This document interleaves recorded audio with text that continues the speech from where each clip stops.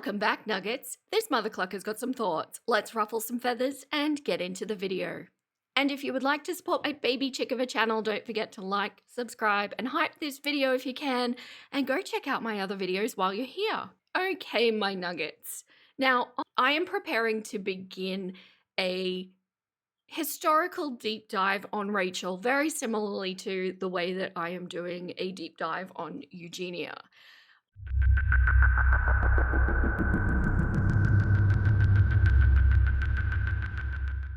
Now, this is an incredibly interesting video, and if you haven't seen it yet, you can actually go, it's still up on Rachel's channel at the moment, though she is going through a little bit of a deleting phase in her life. So I don't know how long this video will be up, but if it does go down, I might upload it to my Patreon or something like that to that effect.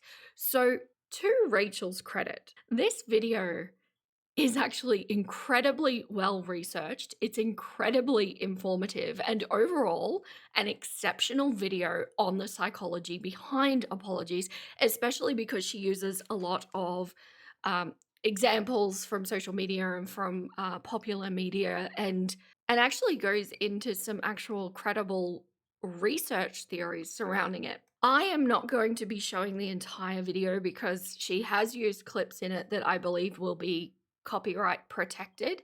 And I also don't feel like the greater thing is going to add anything to this video today, because what we're doing today is we're going to analyze 5 separate apologies that Rachel has made in relatively quick succession, starting from May of this year going through to November of this year. And we're going to see how it stacks up against what Rachel herself says is a good versus a bad apology, and what kinds of patterns I've observed by analyzing these 5 apologies that she's done.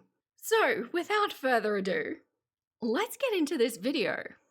Hi, YouTubers love a good apology video. How can we know if they really mean it? As humans, an integral part of our survival on this planet has been our ability to forgive each other. And doing that is helped massively when we receive a genuine apology. On the internet, people will apologise for all kinds of reasons, not always good ones. So in this video, I'm going to assess the question, what is a genuine apology? How can we tell the difference? And why does it even matter? This should have been Rachel's wheelhouse. This is such a well put together video. It's actually shocking to say how good it was. Like when she was still maintaining that facade of the philosopher, of the analyzer, of the psychological expert, compared to where she's actually fallen now.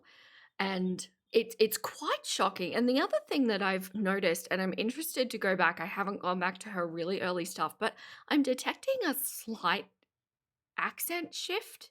Have any of you nuggets noticed this? She is shifting her accent over time, I think. Very interesting, very odd. Some key factors of a good and genuine apology are admitting failure, showing real remorse, validating the victim's feelings, not deflecting or focusing on your own feelings, and changing your behaviour. These key things need to be included in a good apology, and some steps are harder than others to achieve, which we will get into in this video. In the context of our own private lives, apology given from one private individual to another private individual are one thing, and I'm not saying that those are simple, but the apologising game becomes infinitely more complex when we include the fact that the person apologising is a public figure and has an audience. Okay, so from this little introduction, she does go into explain each point in detail, and that's why I say it is actually a very well written video.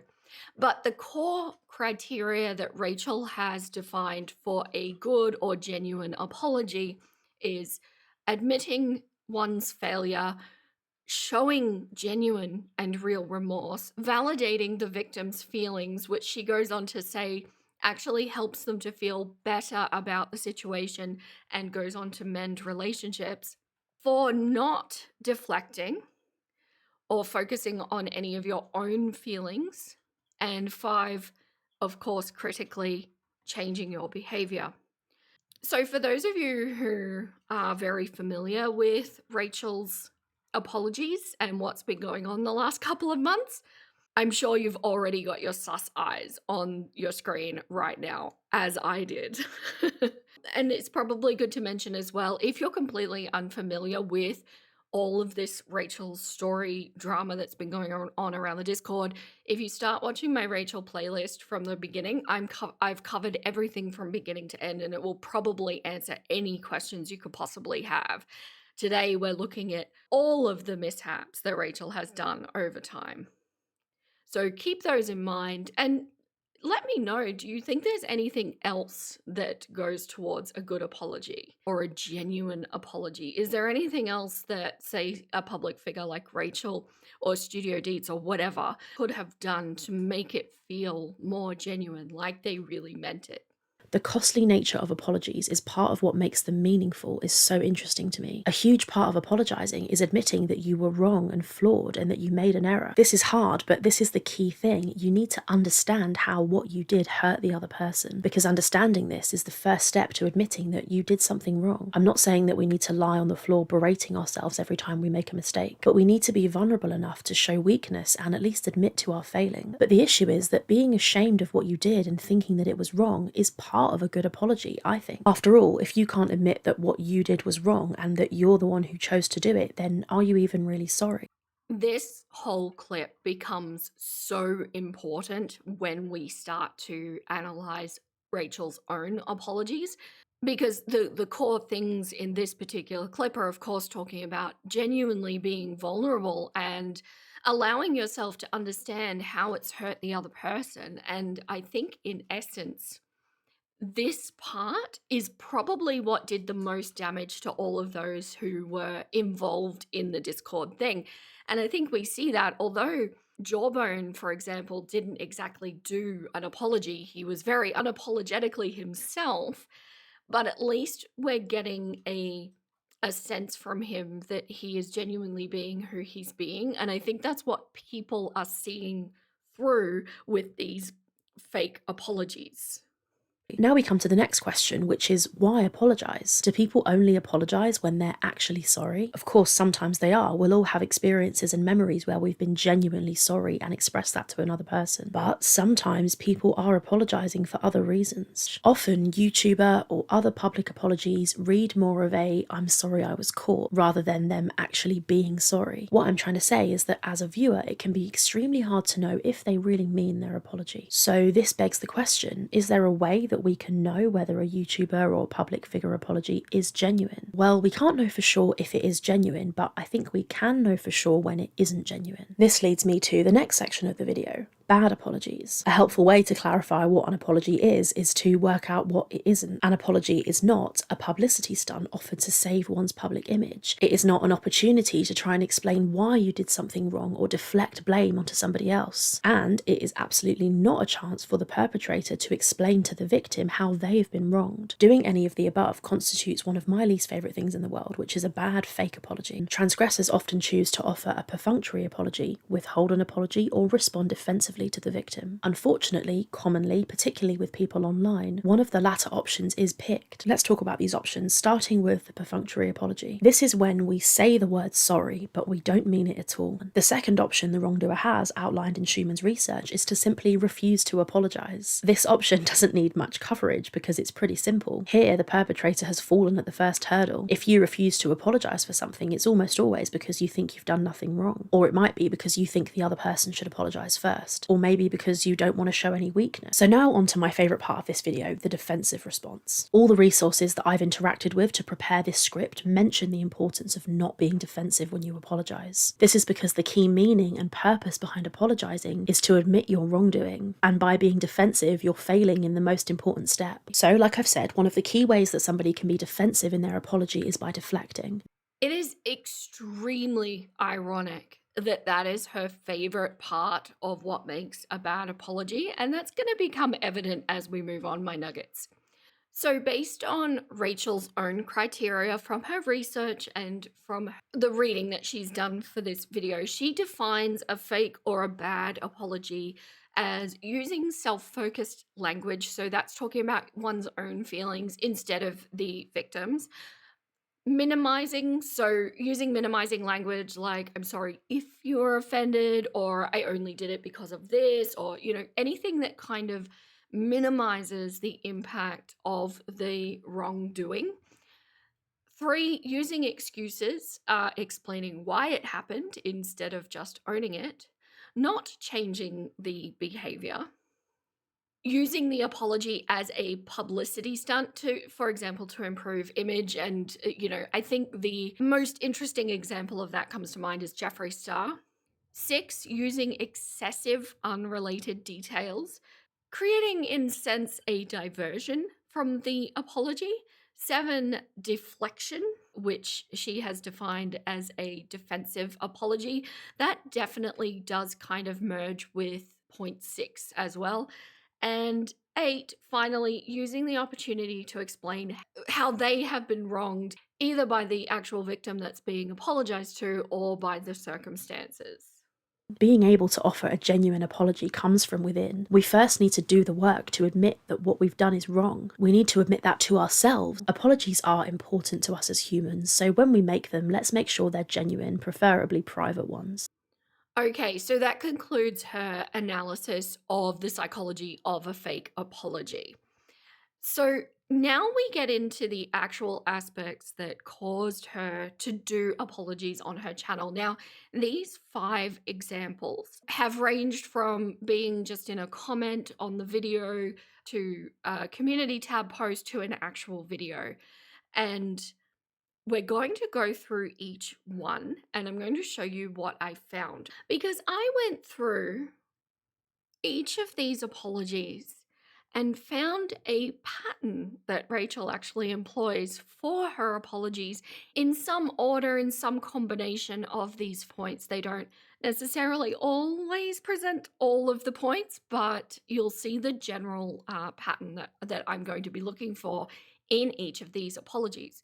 So 1, she delays the apology. She only apologizes when she's been caught after the backlash, or in one case, in an attempt to get ahead of the scandal that was about to unfold. Why does this make it bad for an apology? Because it's not being transparent. It's essentially only acknowledging that you've done something wrong when you've got your hand in the literal cookie jar stealing the cookie. 2, she uses a lot of minimizing language. And interesting to point out that this was actually one that was on her list of criteria of what makes a fake apology. She uses a lot of language that softens the severity of the action that took place, using words like poor taste or catty or flippant. 3, the excuses are abundant and present in almost all of the apologies. And usually it comes down to her over explaining the circumstances and saying that it's the context that made me do it, that kind of thing. 4, deflection, and we note that this was her most favorite aspect of a fake apology, ironically. She uses deflection to point to secondary issues or to over explain something or even just to out and out blame something else. 5, there's almost always a performative aspect of her apologies. And what I mean by that is that she uses a lot of self deprecating language. So, like, sorry for being a twat. I know I was a complete idiot, things like that. There's this element of putting herself down, which I think might be trying to seem a little bit more genuine in that apology. 6, the victim flip, which is also something that she highlighted in her criteria for a fake or bad apology. And that is turning the whole situation around. And instead of acknowledging why the victim has been harmed or mistreated in some way, she will actually take a great deal of time to explain how she has been the one wronged in the situation. And the most egregious example of that we're going to go through is the actual apology video itself. 7, redemption theater. I feel like this is a very performative action that Rachel feels like when she does it, it comes off as showing that she is so much more sorry than she could possibly explain. And this usually comes in the form of a charity donation or, like, for example, paying back. And I think the reason for this is because she is an incredibly money focused individual. So she feels like if she can performatively show that she's willing to give money away, then she must be genuine. 8, empty promises. Things like, I promise to never do this again. I will learn from this until next time. 9, fake gratitude. There does tend to be a lot of softening language in her apologies. Things like, thank you for everybody who had supportive comments, or thanks everyone kissed, that kind of thing. And finally, 10, some manner of move on to close the topic, or what I'm calling a shrug. And what I mean by a shrug is like, well, it's been done now, so there's not much I can do about it. That kind of language. So what we're going to do is we're going to watch the scenarios, we're going to look for the apology, and I'm going to point out these 10 points, and we can reflect on how her apologies weigh up against her own criteria.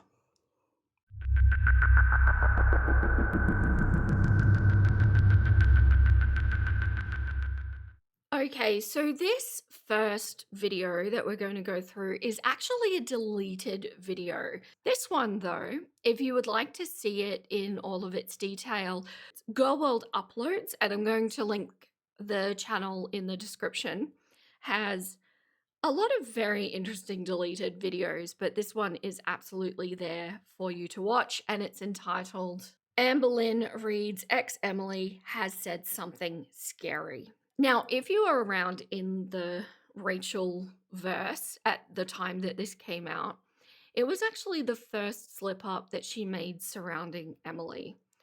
And it was not received well. It was Rachel's first major cluck up.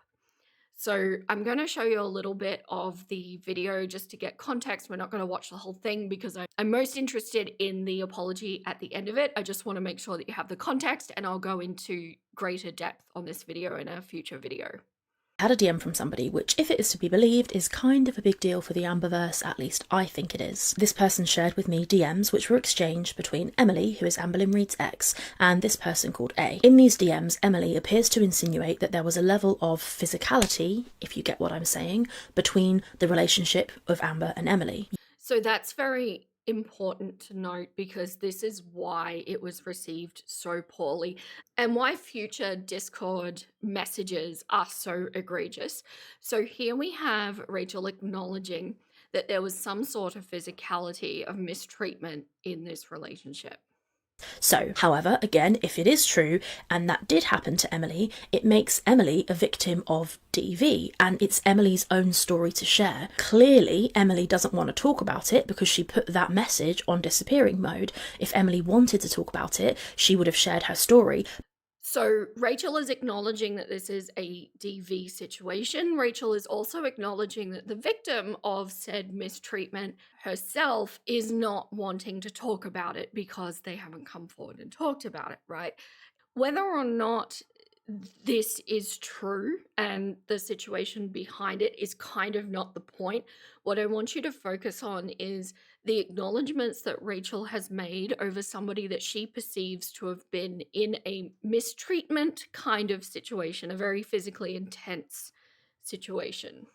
But I will say, in these DMs, we see Emily saying that she hasn't bothered sharing her story because she thinks nobody's going to want to listen to her. Well, Emily, that's not true. We do want to listen to you. So that's almost why I feel a bit more comfortable sharing this, because I feel like maybe Emily does want people to know. I could be wrong about that. So, I don't know. Emily, if you want to share your story to somebody who will genuinely listen to you, don't get me wrong, I'm critical. I can call out and question your feederism-related behaviour, but that doesn't mean that I won't support you as a victim of DV and share your story on your behalf if you want me to. If you want me to shut the fuck up and not mention it again, equally I won't.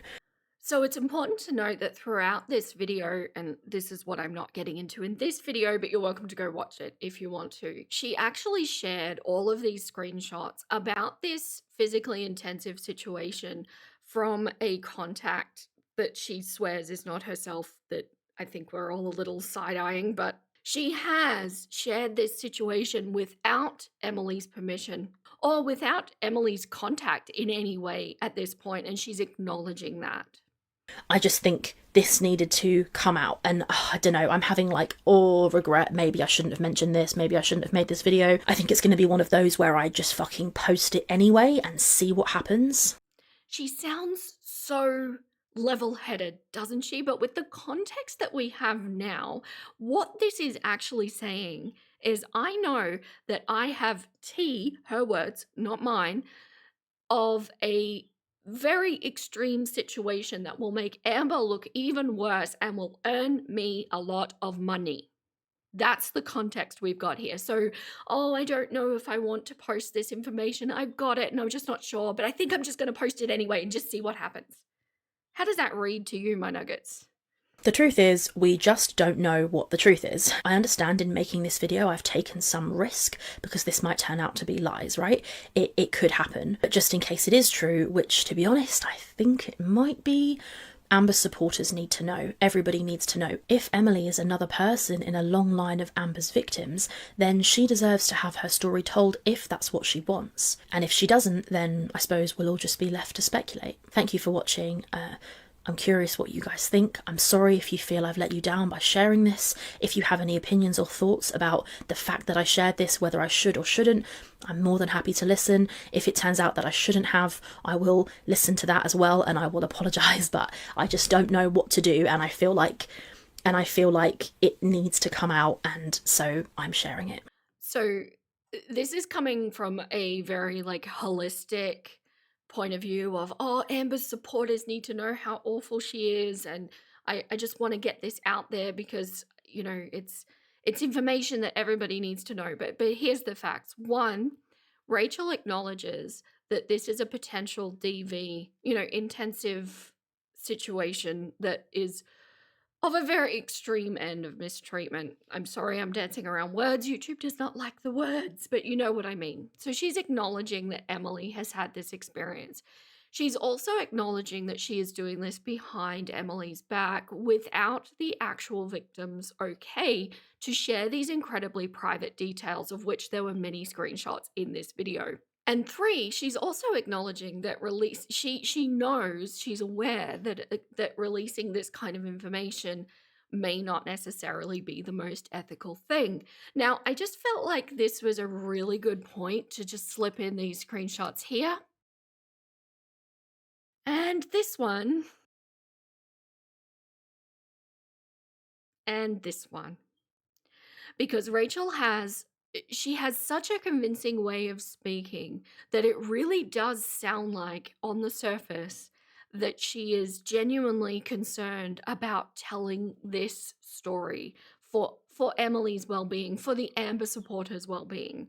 But these screenshots, let's not forget, this is the real Rachel. This is what she's really thinking behind the scenes. And I know that these words were not in direct link with the video that we've just watched, but it's the same clucking topic, isn't it? It really is. Okay, so needless to say, people took exception about a DV victim story being told without their consent. It's not like Emily had gone onto a public forum and made mention of this. This was a private conversation with some mystery person that has then gone and shared it with Rachel. And then Rachel's gone, oh yes, look at this private conversation. I'm going to go ahead and share that. So people didn't like that. And so Rachel put up a post on her community tab saying, quote, "Hi everyone, I've just privated my recent video. I realize this is very much too little too late. I got blinded by how badly I wanted everyone to know what Amber had allegedly done, which was stupid and misguided with hindsight. Thanks everyone for your constructive comments. The toothpaste is out of the tube now and hiding the video is not an effective method of stopping the information getting shared, but you guys are right that I never should have posted it. Edited to add, for anyone who is worried about me profiting from this, I understand. I'll post receipts of me donating the AdSense to a DV charity. My YouTube analytics will update tonight and I'll share this soon." Now, I do believe she did that. I think she actually addressed it in the next video she did, but there was nothing on the actual community post. So, to run this through her own criteria for whether it's a genuine apology or not, she did kind of admit failure. She did say that it was stupid and misguided with hindsight, but it was in a sentence that also said, I got blinded by how badly I wanted everyone to know what Amber had allegedly done. So, we've got an excuse or a deflection paired with the actual element of admitting failure. So I will leave that up to you whether or not that tracks. Showing real remorse. If I was just looking at this and no other context was available, I might say maybe she is. But the fact that we know that she went on to continue to make these mistakes, I'm not entirely sure there is genuine remorse there. And I'm open to hearing what you think about that, my nuggets, because this can be interpreted in multiple ways. Validating the victim's feelings, helping them to feel better and mend relationships. Well, in this case, Emily is the victim, and there is absolutely no addressing Emily, her rights, or how she feels at all in this apology. Not deflecting or focusing on own feelings, there is a blatant deflection of explaining how she got blinded by how badly she wanted everyone to know what Amber had done. And as for changing behavior, absolutely no points there because we know that she went on to repeat pretty much the same mistake. In regards to her set of patterns that I've observed in her apologies, this is actually quite a bad one, even though it is quite short. So it was a delayed apology only after she got backlash from everyone and then she deleted the video. If she genuinely thought that this was wrong and she made comment to that potential in her video, this shouldn't have ever been done. This felt unethical to her from the beginning, in my opinion, and clearly everybody else reflected that. So the minimizing language is not quite as egregious as in other apology videos that she's done, but the excuse of being blinded by how badly she wanted everyone to know does tend to minimize the action itself, but it is absolutely point three a blatant excuse. And deflection for that matter. There is also an element of the performative self-deprecating language around calling herself stupid and misguided with hindsight. There is no victim flip or empty promise in this apology. However, there is redemption theater because of course she's going to say that she's going to donate the AdSense to a DV charity. And there is also a fake gratitude in thanks everyone for your constructive comments. But probably the worst part about this particular apology is the shrug that is involved in it, and that is the toothpaste is out of the tube now, and hiding the video is not an effective method of stopping the information getting shared. Now, on one hand, you might say, well, what else is she going to do? Leave it up, keep profiting? That's far worse.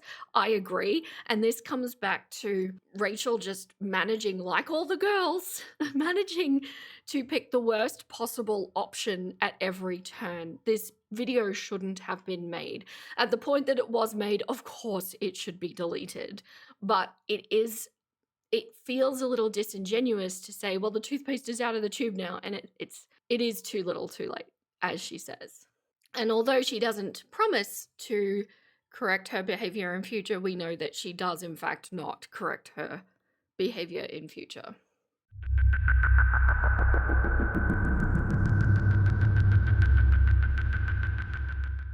Okay, so moving on to the next incident. Now, I'm not exactly sure when this happened. I think it might have been in June.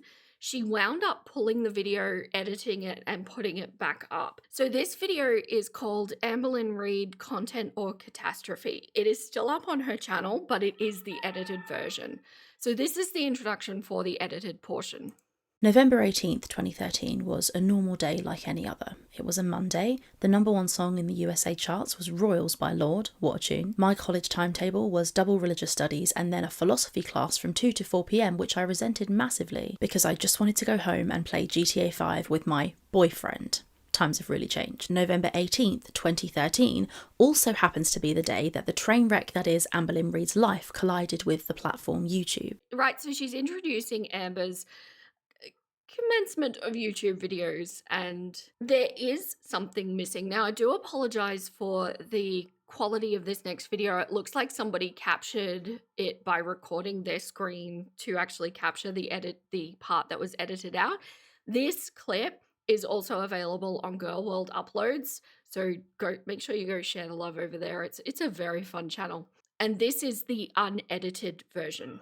It was a Monday. The #1 song in the USA charts was Royals by Lorde. What tune? My college timetable was double religious studies and then a philosophy class from 2 to 4 p.m, which I resented massively because I just wanted to go home and play GTA 5 with my boyfriend. Times have really changed. Also on this day, there was a horrendous train crash in Egypt, about 40 kilometers outside of Cairo, when a freight train collided with a minibus full of people which was coming back from a wedding. 26 people sadly died and a further 28 were injured. And I'm sure you're wondering, Rachel, why the heck are you telling me this? Well, what you might not know is that this was by no means the only train wreck which commenced on this day, because November 18th, 2013 also happens to be the day that the train wreck that is Amber Lynn Reid's life collided with the platform YouTube.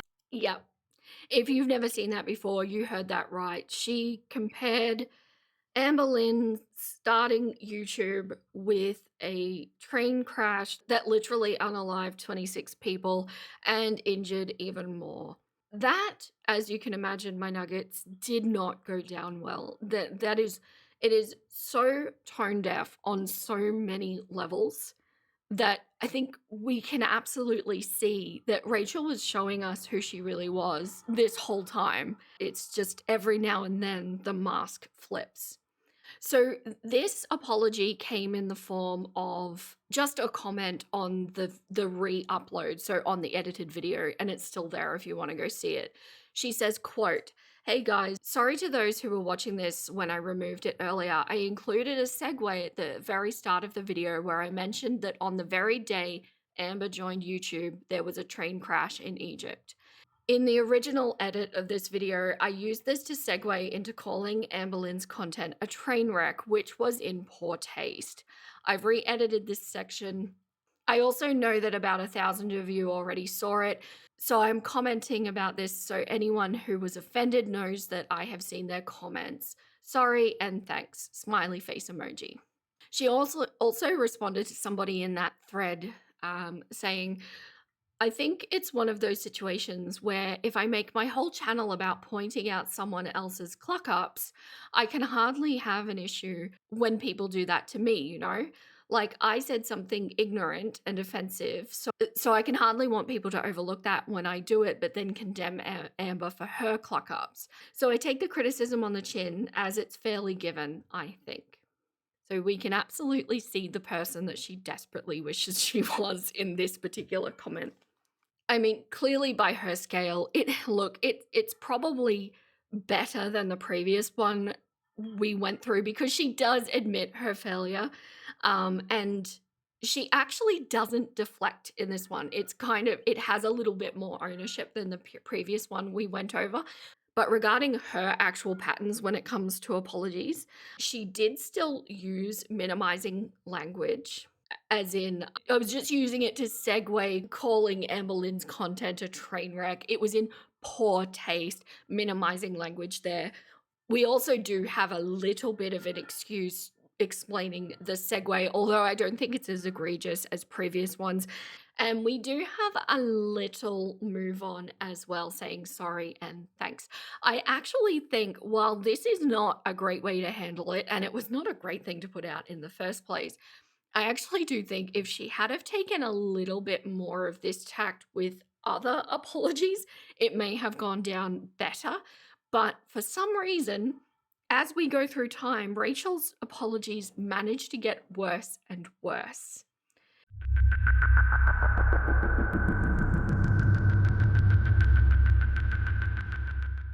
The absolute pinnacle, aside from that video, which we're going to go through, was this apology that she did after she realized that Emily had the power to spill that Rachel had offered to pay her for a video, and this was basically Rachel's version of getting ahead of the shitstorm that was about to unravel. So bear in mind, if you remember, this is before all of the Discord stuff. This was just after Emily had requested that she private a video.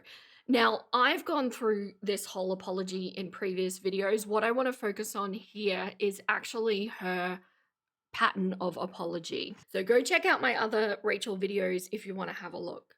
Regarding her criteria for an actual good apology, this one only had one element, and that was she did admit failure. Whether or not you would regard that as completely overruled because it followed with a huge amount of victim flipping and deflection and excuses, I don't know. Technically, the admission of failure was in there. So going through aspects of her own apology pattern. This apology almost had all of them. almost had all of them. So point 1, the delay. This is the most egregious time placement of apology out of all of them, just because its whole thing was getting ahead of the problem that was about to roll out. In essence, tricking her viewers into thinking that she's being transparent when the actual fact is no, she hadn't been transparent because she hadn't told anyone that she was offering money to Emily, and she was allowing her viewers, giving her super chats and giving her views and completely betraying their support without telling them that half of that money was going to go to Emily. And I quote, "Hey guys, I'm exposing my own Cluck Up below for transparency." It was absolutely not for transparency. This is damage control. Obviously, there was a fair bit of context which I left out of my last post after I privated my last video with Emily's voice note. Point 2. Now, I will just point out that a lot of these points, there are a lot of examples because this is a very lengthy apology that she wrote. And I'm just going to highlight the fact that all of these points do exist, not necessarily every single point at which it occurred in the apology. So minimizing language. Quote, "I was wearing some serious rose gold glasses in pursuit of the receipts. Sorry for being a twat." Point 3, excuses. Although I could have pretty much used the entire thing in this section, this is a good example of her using excuses in this apology. Quote, "I was mad about Amber still owing Beck the inheritance money, and I wanted everyone to know that Amber had financially screwed over another ex, and therefore I made an offer I shouldn't have made and realized that it was a mistake too late."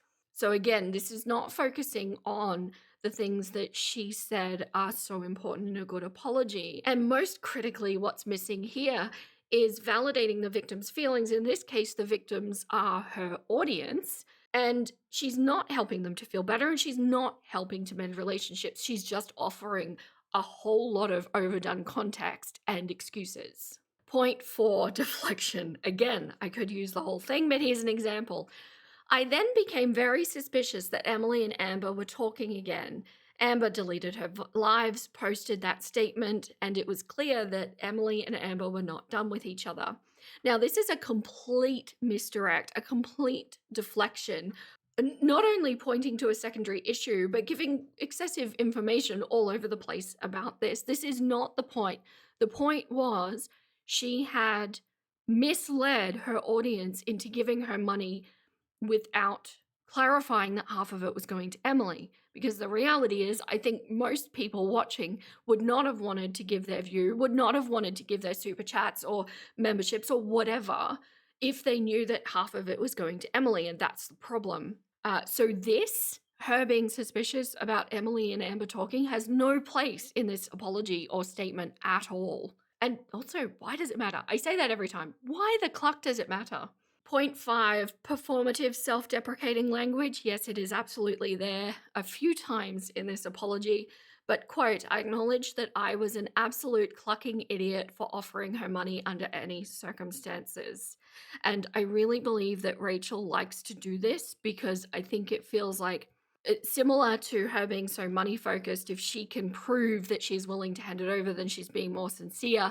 I think also with her ego that we've kind of seen surface, particularly in the apology video, I think she feels if she can be seen to talking herself down, then we're more likely to believe it or more likely to feel sorry for her in some way. but it does just kind of come off as a manipulation tactic in this context. Point 6, the victim flip. Absolutely in this one. So, to highlight that she was the actual person that was wrong, and I quote, "It became clear to me that my good intentions were being taken for granted, that Emily did not just want to provide receipts, but in fact, she viewed my videos as payback to Amber for their own personal dramas. I was not comfortable being used as a pawn in their wider game." Point 7, redemption theatre.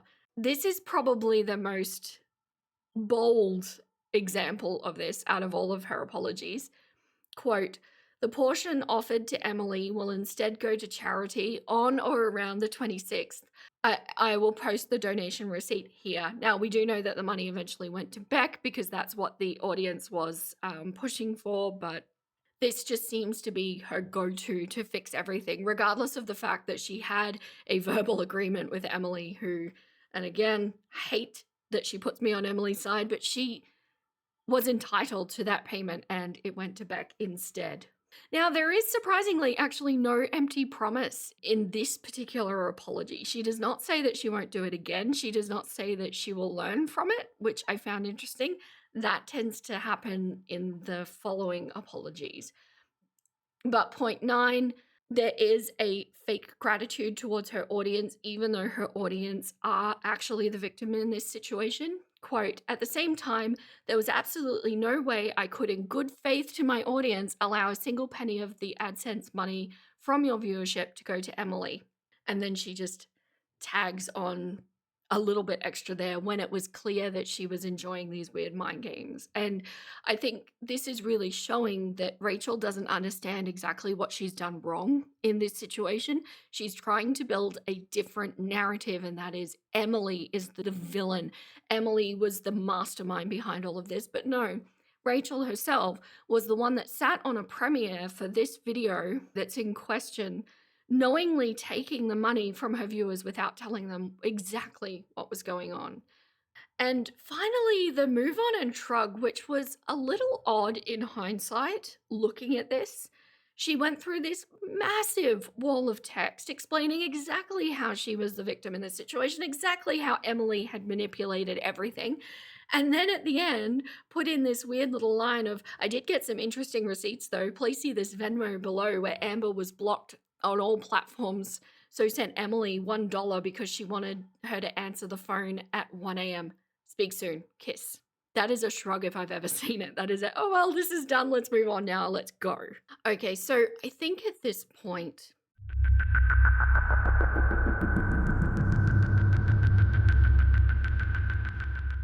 everything would have been okay if she kept going.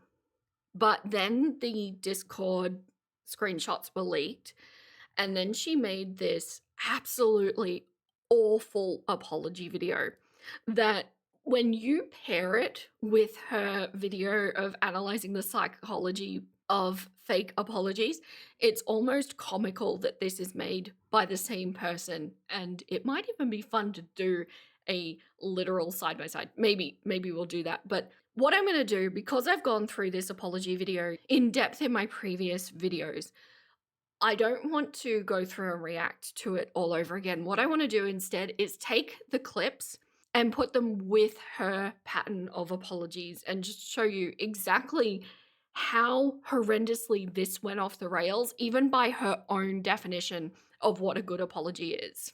And I think the most important thing to take from this is what we're seeing is, earlier on in February when she made the analyzing apology video, it's highlighting that she's regurgitating a lot of information there that she's read, that she's researched. And I've said it before, I'll say it again.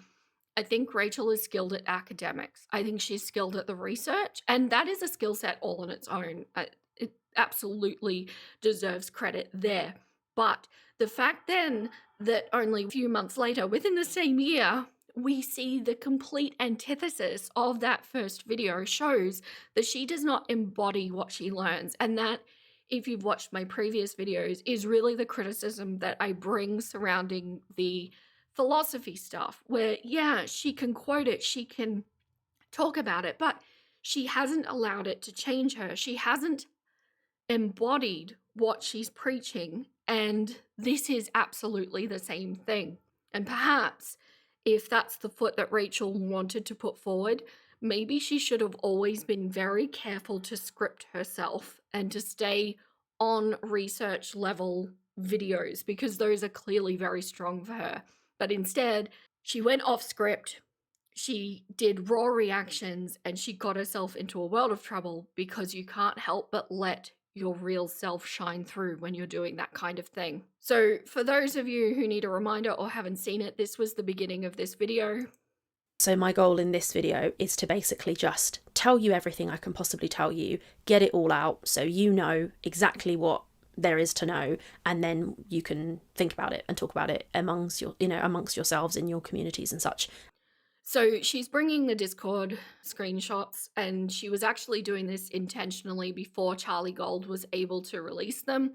She's also bringing screenshots between her and Emily, and I'm not going to cover that in this video. We've already gone over it ad nauseum, but let's focus on what she's doing throughout this apology video that is in alignment with her apology patterns, her bad apology patterns. The next thing we need to talk about is the Discord. So we've had loads and loads of messages and people talking about this Discord. So it's absolutely true. There was a private Discord, which consisted of a few people, and all of us trusted each other very well, and we were friends, and we were all talking about Girl World related stuff. That Discord was a place where we chatted like mates. I'm sure you've all got mates. You run your mouth with your mates in a way that you wouldn't do on your public YouTube channel. So we've got minimizing language and an excuse in this clip. We've got a minimization of what the Discord actually was, and that we were just chatting like mates. But then we've also got an excuse layer where she tries to do a little bit of a very condescending misdirect, saying, but you know, we were all just chatting like mates. Like, I'm sure you've all got mates and this is how you talk. And so immediate minimization and immediate excuse straight off the bat. So, of course, as you guys all know, because you've all seen, somebody who was in that Discord has no fucking backbone, didn't want to tell me that they disagreed with my takes, and instead screenshotted a load of the Discord and sent those screenshots out. So here we have a victim flip and deflect in one sentence. She's flipped that she was actually the one wronged because it was private and somebody leaked those screenshots. I'm not going to go into another rant about whether Discord is private or not. Go watch my previous videos. And the deflect, immediate attack on the person that is leaking these screenshots. What a wonderful start for an apology video. They then sent all of those screenshots to someone who then shared some of that stuff. That person did not blur the face and name of some of the individuals in those screenshots who are not public figures, which I'm really angry about, because some of those people have all kinds of personal stuff going on in their lives. They don't want their faces and names to be made public, and yet they were. So this one is also continuing that victim flip, but also a massive deflection. She's gone on a complete tangent, which is funny because in her original analyzing apologies video, she accused Amber of doing exactly this. She went on a complete tangent on a video that should have been just about addressing her viewers and how they felt betrayed by her, by talking about how she didn't like how these people's faces and names were leaked because they've got things going on in their private life. And it's just, look, I agree. I do. I think that non-public figures probably should have been blurred, but it's not the place in this video. If she was really trying to save face, and if she was really trying to genuinely mend the relationships with her audience, this is not the place for this particular statement. And it's coming off as just a complete attack on the person that leaked the totally private Discord screenshots. But basically, that Discord was a bunch of people who I thought of as friends, mates, fellow creators, who would chat and like spitball and bounce ideas off each other. A lot of sarcasm and stupidity was said in that chat. I am going to cover all that stuff. This is not me like sweeping it under the rug and saying a lot of stuff was said. A lot of minimization language going on there where I'm saying I thought it was just, you know, a place to chat, and a bunch of people who I thought of as friends, fellow creators who would chat and spitball. And so it's a lot of minimizing about what was actually going on within that Discord, and a lot of distraction around what the actual point of this entire video is supposed to be. Of course, the screenshots were shared with no context, which doesn't help because they were like grabs of wider conversations. I mean, we would talk like all day about a certain thing. So one screenshot of one section of a conversation doesn't really help anyone to kind of understand. So another victim flip here, and a bit of deflection around it was one clip, it didn't give context. And while that's correct, it is really diluting the greater message that she needs to be putting across to her viewers as to why they are the victims of this situation and why they were misled. It is way too much extra information. By the way, this entire video was 47 minutes. An apology video, even if you really wanted to explain how you went wrong, should absolutely not be 48 minutes. She could have done a follow-up if people had questions, even if she posted as like a, just answering the common questions that I've been getting after my apology video. It would have been a much better take, because then the purpose of that video is to give the extra information, but to do it within this apology video, it really is just coming off as a series of very long, very, very long-winded excuses. No Girl World content creator who pulls any number of views is only doing it for the love. People don't sit in their office and edit for like hours and hours and hours a day for just for fun. They do it to make money. And every content creator, if you ask them if they're honest about it, they'll say, yeah, I'm doing this to make money. One of the reasons anyway is that they're doing it to make money. So this is a massive deflection. She's now all of a sudden talking about why, with confidence, by the way, why creators make the content that they make. She's done a victim flip again on herself, because she's essentially saying all creators, and you know my thoughts on this, my nuggets, but all creators do this for the money, and I'm for some reason being singled out because I said I wipe my tears with banknotes.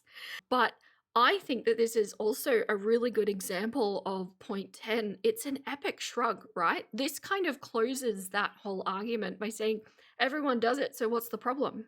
This is the between the lines context that she's giving us.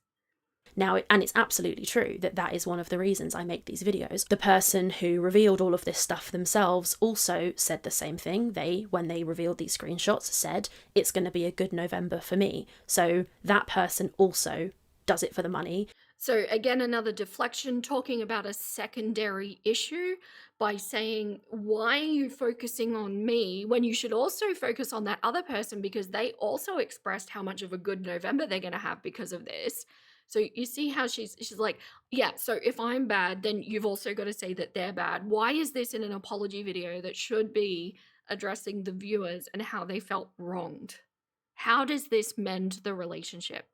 What's not fine is me saying a bunch of stuff like, oh, I'm going to wipe my tears with banknotes. The context of that conversation and all of those conversations were I was getting so much shit for offering Emily money to get tea or receipts out of her.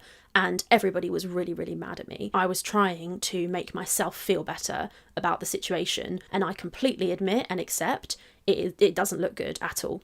So this clip might have been okay if the previous video she hadn't acknowledged and called Emily a DV victim and acknowledged that she shared her video without her consent.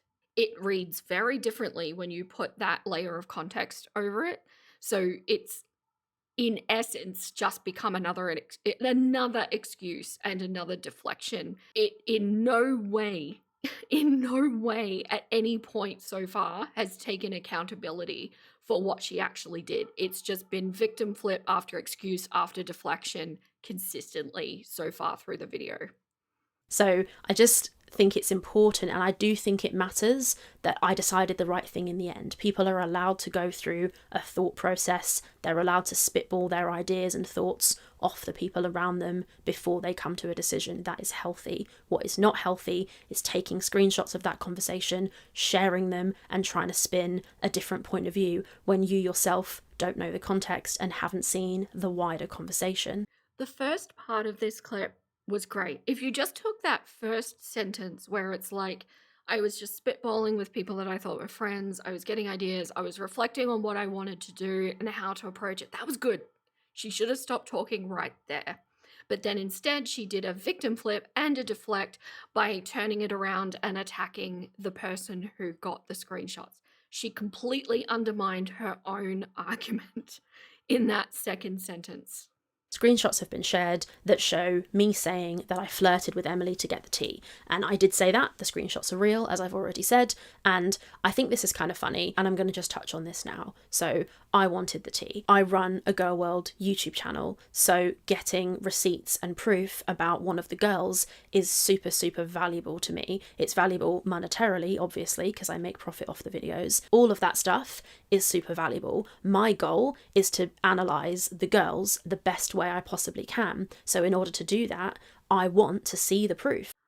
This is an appalling excuse and an appalling example of a shrug in this context when we have seen that first video where she's talking about Emily as a DV victim, and now she's talking about, well, so what? I flirted a little to get the tea.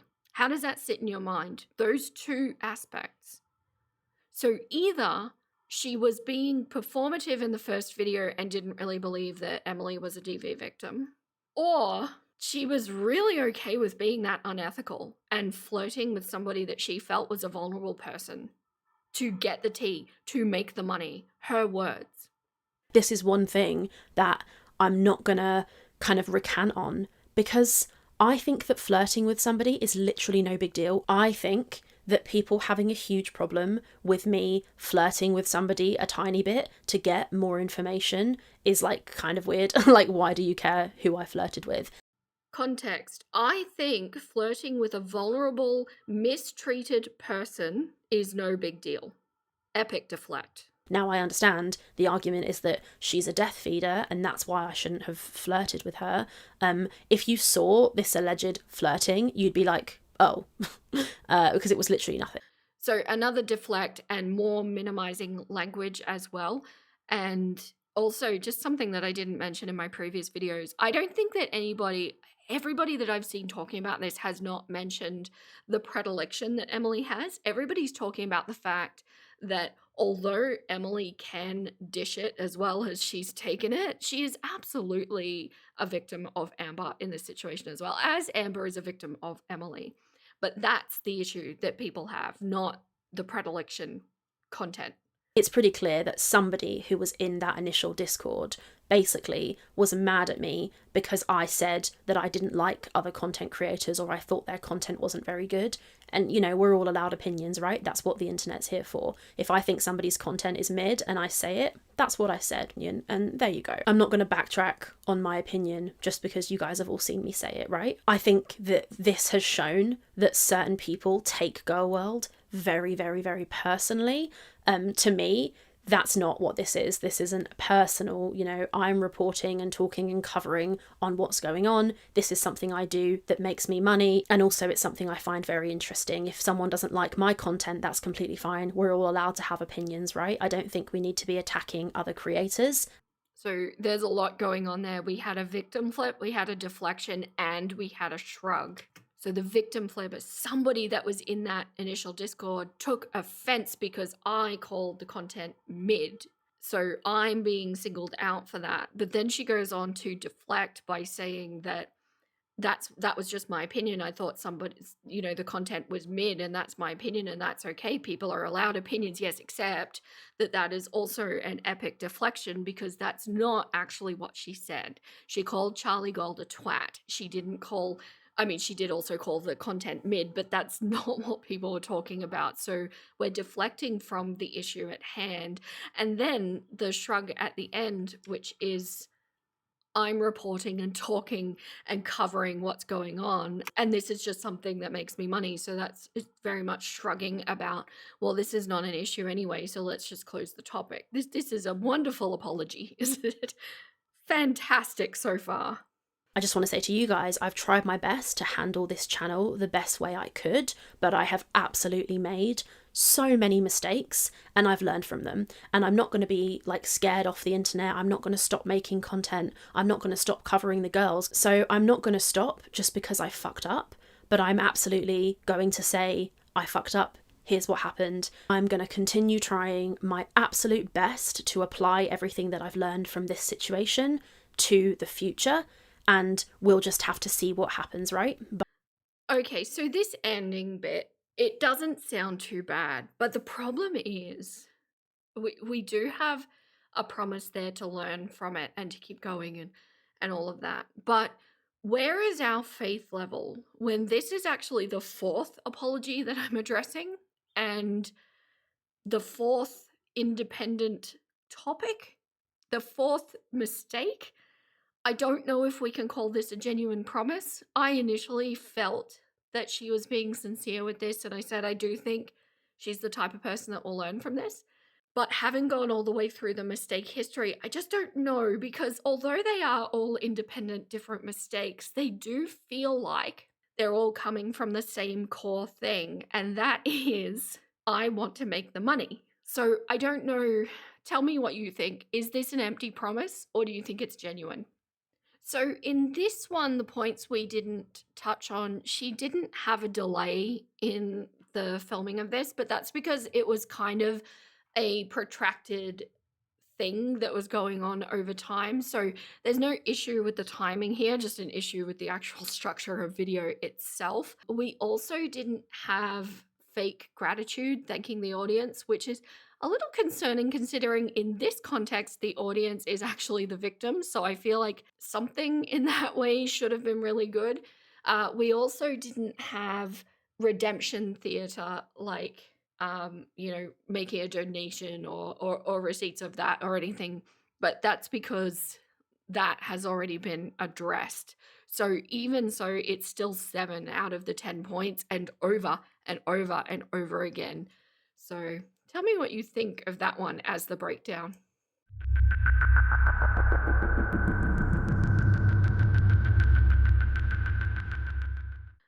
And that brings us to apology number 5. Now, this one, I actually think by this point, Rachel had been getting quite some heat from especially that video.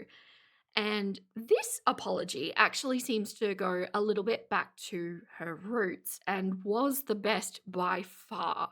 And again, I have gone through this particular apology at length in previous videos as well, but it did have some good aspects of admitting the failure, showing genuine remorse.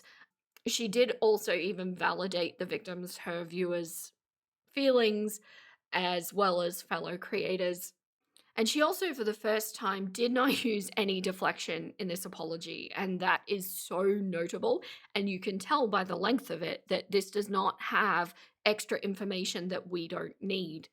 The only points from her usual formula that are within this is she did use a little bit of minimizing language. And I quote, I want to add that this whole situation has been my fault. I said catty things I shouldn't have said about some of my fellow creators. And I made inappropriate and flippant comments about the money I earn from my YouTube channel. And that is, I mean, it is a little bit, it's not as bad as we've seen from the other examples, but it is minimizing. She said some bad stuff. It wasn't flippant and it wasn't just catty. It was rude. She also did make a little bit of a return to the redemption theater because of the Beck donation. So she did say, quote, please see a screenshot of the payment I made to Beck just now and a screenshot of me messaging them prior, and I wish them safe surgery and speedy recovery. The thing about that is, though, she did kind of backtrack and cover herself a little bit because It seems like Beck wasn't getting the messages, and I don't know, I don't have proof. It's a little bit sus, to be perfectly honest, but she did kind of just put in there, "No, I did. I'm not doing what you say I'm doing," that kind of thing. So we're still covering a little bit, but it's not as bad. And finally, I need to leave this up to you. Is this an empty promise? Now, this is the last thing that we've seen from Rachel regarding her mistakes. So she is resolved to never make these mistakes again and to learn from this. Whether she will or not, we don't know if this is an empty promise yet. So far, she hasn't done a good job in trying to improve her image in any way. But as I always say, I always leave room for people to grow. She has space with me to grow, and I will sing her praises the moment that it looks like she's turning a new leaf. But right now, it still looks like she's just coming off as a mean girl and not actually acknowledging or changing anything in any tangible way that we can see. So I guess time will tell with this one, but definitely tell me what you think and tell me what you think about these patterns. So, this is over the space of 6 months that all of this happened. And while I don't necessarily think that 6 months is a long time for one to improve or to make meaningful change in the grand scheme of things, 6 months is quite short. But to see the types of mistakes that we saw, to see the patterns in apologies and behavior that we see, it's concerning that it's all happened so close together with seemingly no improvement because the mistakes just got worse and worse and worse. And the reason that I think that is twofold. One, I think Rachel thinks of herself as a very intelligent human, a very learned human, and I think she wants to present herself as always being smarter than everybody else and bringing things to the table that nobody else could possibly bring. And the second one is the money focus. She wants to make as much money as she can. And it is, I think, clouding her moral guidelines, if she indeed has moral guidelines. It's yet to be seen. So let me know what you think. If you're still here listening to me, thank you so much. I appreciate each and every one of you. And thank you so much to all of my cluckers who support on YouTube memberships and on Patreon. If you would also like to support the channel, and you can, the if you can is very important. There is members content on each of those platforms, as well as single purchase options on Patreon, so you don't have to sign up for a subscription. I am presently 2/3 of the way through an epic deep dive on Eugenia's condition, and the third and final installment of that series will be coming out within the next couple of weeks. In the meantime, you can watch out for a Hectacana video that's on its way. But for now, that is all the clucks I have left to give. Stay golden, my little nuggets, and I'll catch you next time. Hey, hey, hey, hey! I'm gonna go watch another video. Let's go!